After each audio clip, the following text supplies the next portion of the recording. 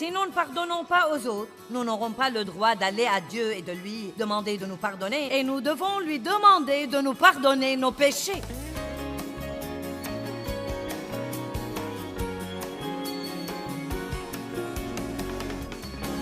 Troisième chose, je crois qu'un cœur parfait n'est pas un cœur qui est plein de culpabilité. Paul dit, je me porte vers la marque de perfection et je fais une chose, c'est ma seule aspiration, j'oublie ce qui est en arrière. Il dit, la chose la plus importante que je fais pour aller de l'avant, c'est d'oublier ce qui est en arrière. Certains ne peuvent pas grandir et ne peuvent même pas être complètement engagés. Vous ne pouvez pas avoir un cœur qui est engagé parce que votre cœur est plein de culpabilité et de condamnation. Vous êtes coincé avec quelque chose que vous avez fait il y a 10 ans, il y a 20 ans, ce matin, en venant à la conférence. Et c'est vraiment la culpabilité, condamnation, condamnation. J'ai eu personnellement beaucoup de problèmes avec la culpabilité et la condamnation parce que mon père avait abusé de moi. J'ai cru que quelque chose n'allait pas bien chez moi. J'ai commencé à m'en vouloir, à me sentir coupable. Je suis arrivée au point où je ne me sentais pas bien si je ne me sentais pas mal. Quand j'ai commencé à me sentir bien, j'ai cru qu'il y avait quelque chose qui n'allait pas chez moi.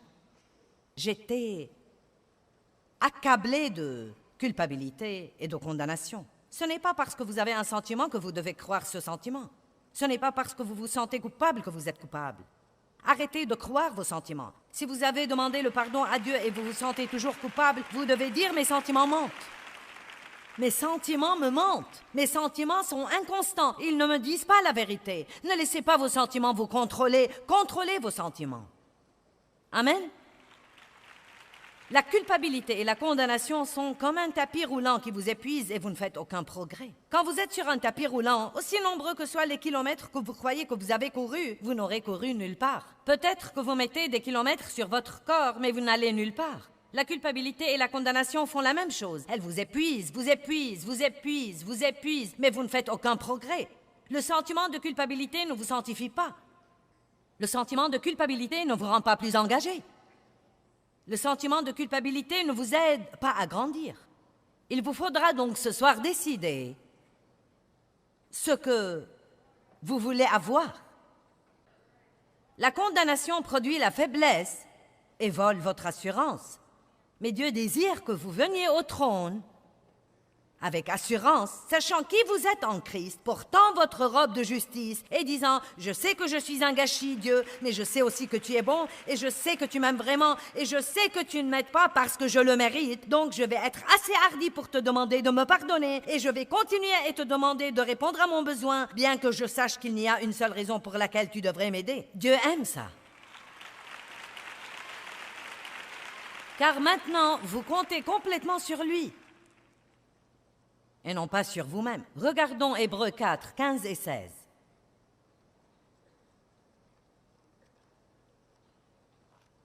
Car nous n'avons pas un grand prêtre qui ne puisse comprendre et sympathiser et compatir à nos faiblesses et infirmités et à notre vulnérabilité aux assauts de la tentation.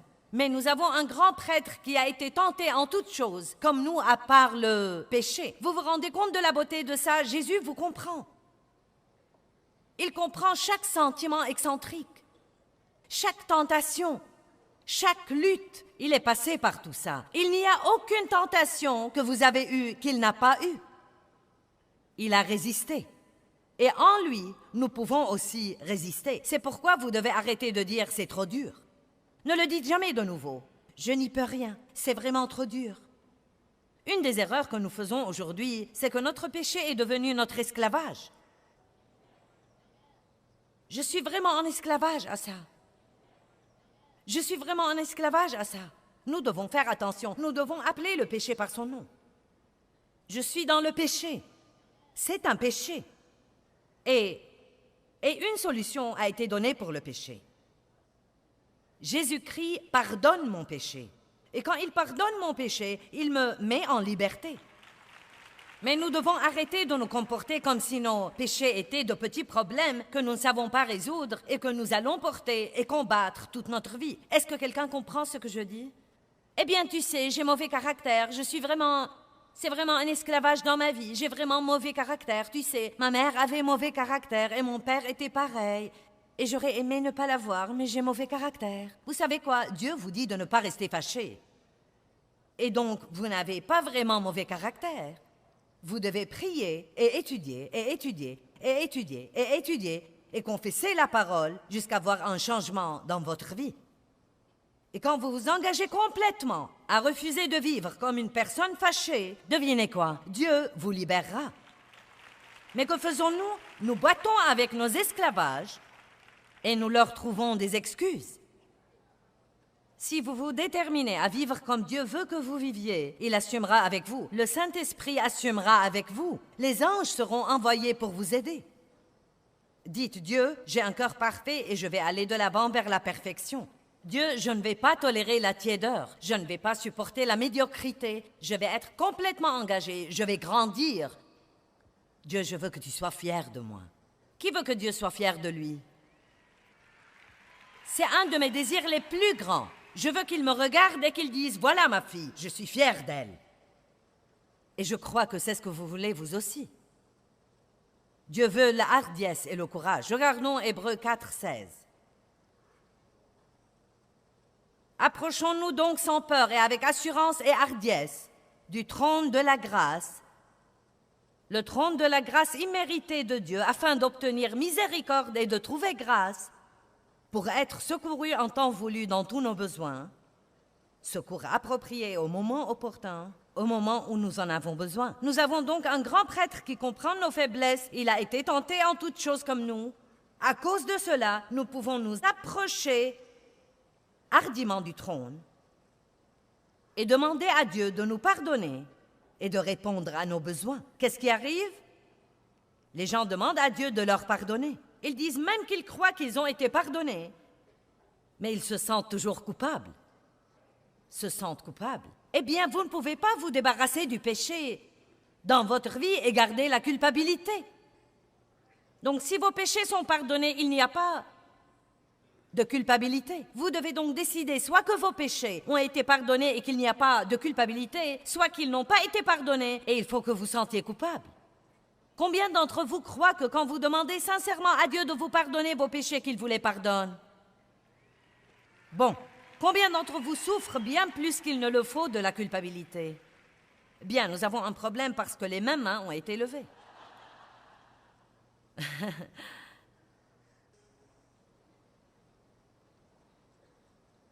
Vous croyez que Dieu vous pardonne vos péchés quand vous le lui demandez, mais vous vous sentez toujours coupable. C'est votre façon d'essayer de payer le mal que vous avez fait. Et croyez-moi, Dieu n'a pas besoin de votre aide. Si vous pouviez payer vos péchés, il n'aurait pas envoyé son Fils pour souffrir comme il a souffert et mourir la mort terrible qu'il est mort. Notre justice ne peut pas compenser notre péché. Nous ne pouvons pas nous rebrancher au réseau une fois que la ligne est coupée par le péché.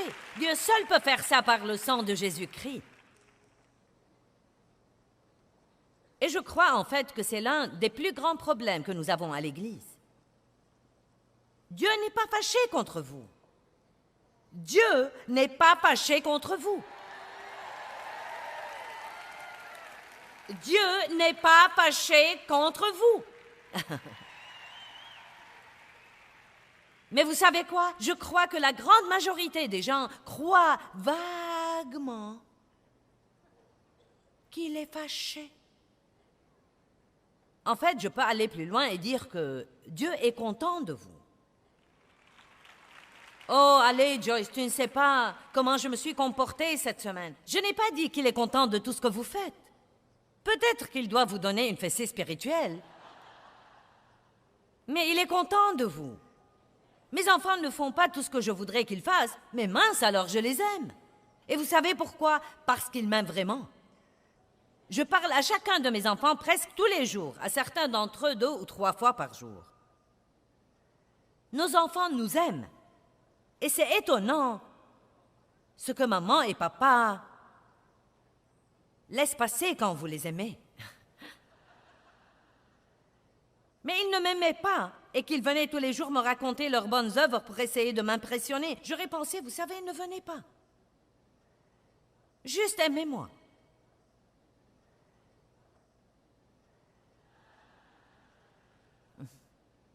Nous sommes soit pardonnés et non coupables, soit non pardonnés et coupables, mais nous ne pouvons pas être pardonnés et coupables. Décidez-vous ce soir, ici. Je crois que tant de gens ont besoin d'écouter ça, et pas seulement vous, mais encore beaucoup de gens qui nous regardent à la télé. Si vos péchés sont pardonnés, la culpabilité que vous ressentez est un mensonge de Satan. C'est juste un sentiment, et vous devez arrêter de laisser vos sentiments diriger votre vie. J'avais personnellement... Non, mais j'ai dû crier pour le surmonter. Je suis arrivée au point où quand je demandais à Dieu de me pardonner et que je me sentais coupable, je disais « Je ne suis pas coupable ». J'ai demandé à Dieu de me pardonner et je ne suis pas coupable. Ce sentiment est un mensonge. Est-ce que tu m'entends, diable? Je ne suis pas coupable et tu ne vas pas me condamner.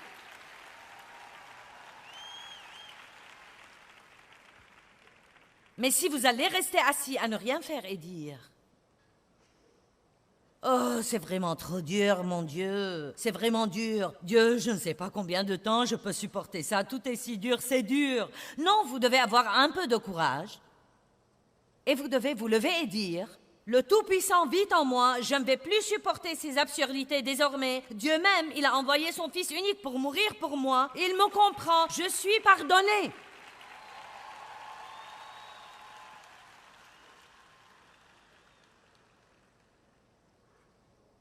Un cœur parfait ne s'inquiète pas, il n'est pas anxieux. Il n'est pas furieux et il n'est pas plein de non-pardon. Il est paisible. Et je peux vous dire en ce moment que les gens ont tant de problèmes avec ce truc ici. Tant de gens se tracassent. Ils essayent de tout comprendre et ils s'inquiètent de ce qui va encore arriver. Soucis, anxiété, raisonnement, confusion, colère, fâchés contre les autres, contre eux-mêmes, contre Dieu et leurs circonstances. La moitié du monde est fâché, 90% du monde sont fâchés, et beaucoup d'entre eux sont des chrétiens. Certains sont venus avec quelqu'un contre qui ils sont fâchés. Certains regardent ce programme et ils sont fâchés contre la personne avec qui ils le regardent. Plein de non-pardon. Tu ne sais pas ce qu'on m'a fait, c'est trop dur. Si vous n'étiez pas capable de pardonner, Dieu ne vous aurait pas dit de le faire.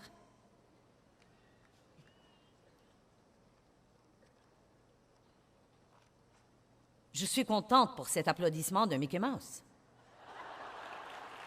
Mon Dieu!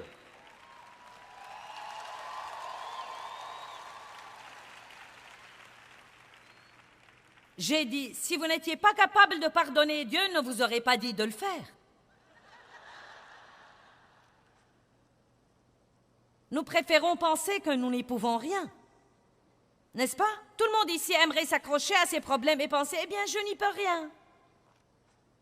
Je n'y peux rien. C'est vraiment trop dur. Tu ne sais pas ce qu'on m'a fait. Je lisais ce matin quelque chose d'Andrew Murray sur la prière du Seigneur. Et il dit, à l'instant où vous dites « Notre Père », vous devez tout de suite dire « Dieu, je ne suis fâché contre personne et je n'ai aucun non-pardon dans mon cœur. » Car le reste de tout ce que vous allez prier sera inutile si vous ne réglez pas ça d'abord. Père, pardonne-nous nos offenses comme nous pardonnons aussi à ceux qui nous ont offensés. Si nous ne pardonnons pas aux autres, nous n'aurons pas le droit d'aller à Dieu et de lui demander de nous pardonner, et nous devons lui demander de nous pardonner nos péchés, sinon nous ne pourrons pas aller à lui. Et n'allez pas à Dieu avec toutes vos demandes. Dans la prière du Seigneur, les 3 premières choses sont son nom, son royaume, sa volonté. Notre Père qui est aux cieux, que ton nom soit sanctifié, que ton règne vienne, que ta volonté soit faite sur la terre comme au ciel. Ensuite, donne-nous aujourd'hui notre pain quotidien. Pardonne-nous nos offenses comme nous pardonnons à ceux qui nous ont offensés. Ne nous induis pas en tentation, mais délivre-nous du malin. D'abord, c'est lui. Ensuite, c'est nous. Notre Père, je ne suis fâché contre personne. Il n'y a personne envers qui j'ai du non-pardon. Eh bien, si vous ne pouvez pas régler ça, Je n'essaie pas de vous blesser, mais la Bible dit que quand vous priez et que quelqu'un a quelque chose contre vous, laissez là votre don devant l'autel et allez vous réconcilier avec votre frère. Et alors revenez et offrez votre don. C'est une chose importante. Si Dieu est prêt à nous pardonner nos péchés, il s'attend à ce que nous pardonnions aux autres personnes. Il n'y a pas une seule personne ici aujourd'hui qui vous a blessé ou vous a fait une offense qui soit plus grande que votre offense à Dieu.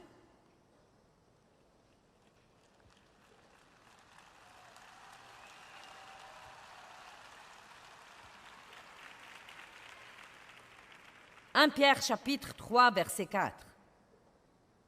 Mais que ce soit la parure intérieure et la beauté de la disposition cachée du cœur, le verset d'avant parle de la façon dont nous enjolivons notre homme extérieur, et cela peut être bon, vous savez.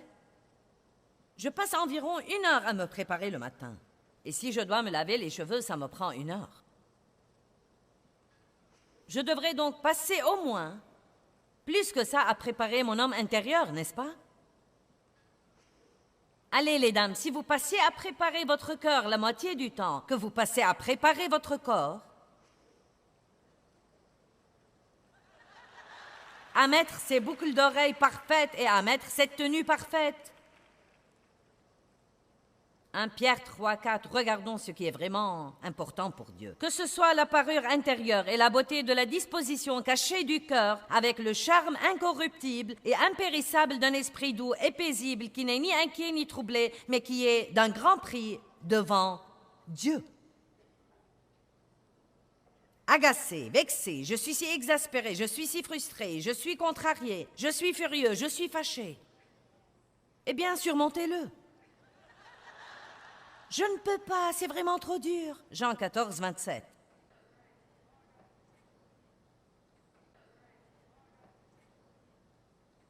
Je vous laisse la paix. C'était juste avant que Jésus ne nous quitte. Il dit, je vous laisse la paix, je vous donne et je vous lègue ma paix. Ce n'est pas à la manière du monde que je vous donne. Que votre cœur cesse de se troubler et de craindre. Maintenant, comprenez ça. Arrêtez de vous permettre d'être agité et dérangé et ne vous permettez pas d'être craintif et intimidé et lâche et perturbé.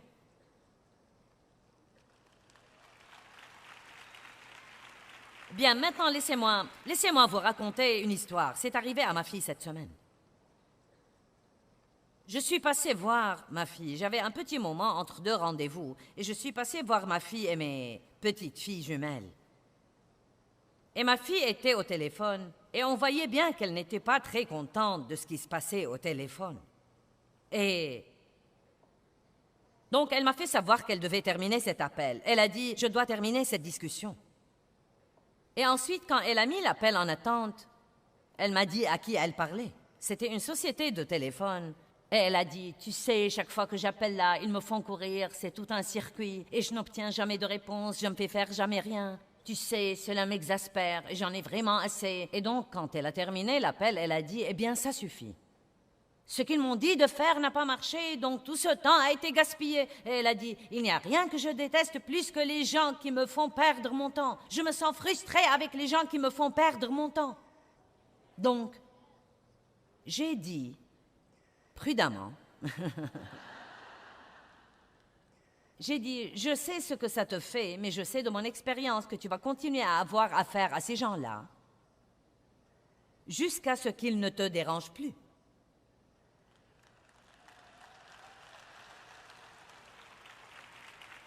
Et elle a dit, maintenant voyez, c'est bon parce qu'elle avait une attitude de cœur juste. Elle aurait pu me répliquer et me dire « Eh bien,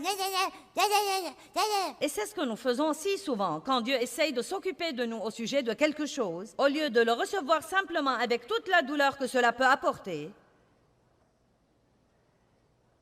Tu as raison, j'ai tort. Au lieu de faire ça, nous sommes...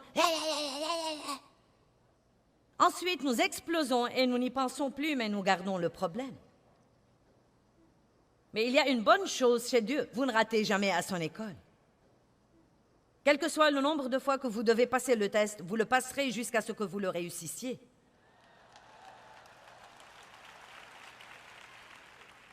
Combien d'entre vous se sont demandé « Pourquoi cette même chose n'arrête pas de m'arriver ?» Non, mais je pensais, il y a des années, Dieu utilisait les employés de magasin avec moi. Des employés lents qui ne savaient pas ce qu'ils faisaient, ne savaient pas faire fonctionner la caisse, n'avaient pas les prix, n'avaient plus de papier dans la caisse enregistreuse, ne savaient pas le mettre, et j'étais pressée. Et ça m'exaspérait et me vexait. Et je portais la broche en strass de Jésus. Mais vous savez quoi? Il n'y a rien dans mon attitude qui ressemblait à Jésus nulle part.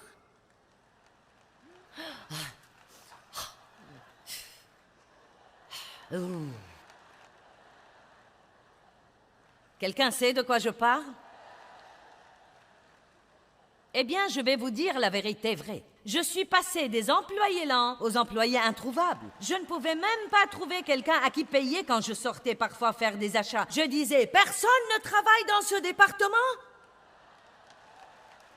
Donc, je m'y connais dans ces trucs. Donc, ma fille a dit, tu sais quoi, maman? Elle a dit, je l'ai cherché. Elle dit, avant de prendre ce téléphone pour les appeler, j'ai pensé, ça va être un cauchemar. Je sais ce qui va arriver. Maintenant, c'était une de ces affaires où cette société fournit son service télévision, son service Internet, son service téléphone. Donc, vous devez arranger cette chose aussi vite qu'il soit, hein, car vous savez comment nous sommes sur le plan de la communication. Si on ne nous trouve pas vite, c'est comme... Wow! Donc, elle m'a appelé plus tard ce soir-là. Elle a dit, j'ai une histoire drôle à te raconter. Elle a dit, j'ai préparé mon cœur, j'ai prié avant de les rappeler après ton départ, car je devais arranger la chose. Et j'ai eu une autre personne qui ne savait pas ce qu'elle faisait. J'ai perdu mon temps en attendant, mais elle a dit, je suis restée calme. J'ai pensé, ça suffit, diable, tu ne m'auras pas cette fois. Elle a dit, je suis restée calme. Je me suis comportée en chrétienne. Je me suis bien comportée. Et peu de temps après, la dame a dit, je vais te passer mon directeur. Alors elle me l'a passé. Il a résolu le problème en quelques secondes et il a dit, tu sais quoi? Puisque les choses n'ont pas été faites comme il faut pour toi et que ça... Tu sais, tu as dû prendre ton temps pour faire ça. Il a dit, je veux faire quelque chose pour toi. Ça te plairait d'avoir une alimentation Internet double pour une année? Ça te plairait d'avoir un TV HD gratuit pour une année? Et il a fini par lui donner 3 ou 4 choses. Et elle a dit, c'était de Dieu!